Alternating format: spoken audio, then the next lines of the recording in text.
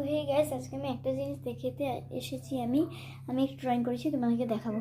তার আগে আমি তো আমাদের রুমটা দেখিয়ে নিই, মানে আমার রুম। এই দেখো গাইস, এটা হচ্ছে আমার রুম।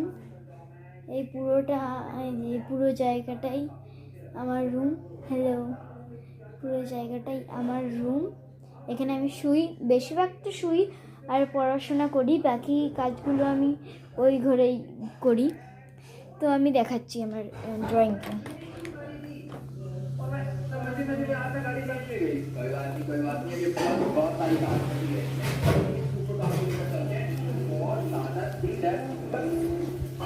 তো চলো দেখাই তোমাদের, দাঁড়াও।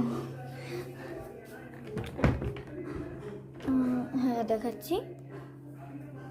এই যে আমি এই ড্রয়িংটা করেছি। এটা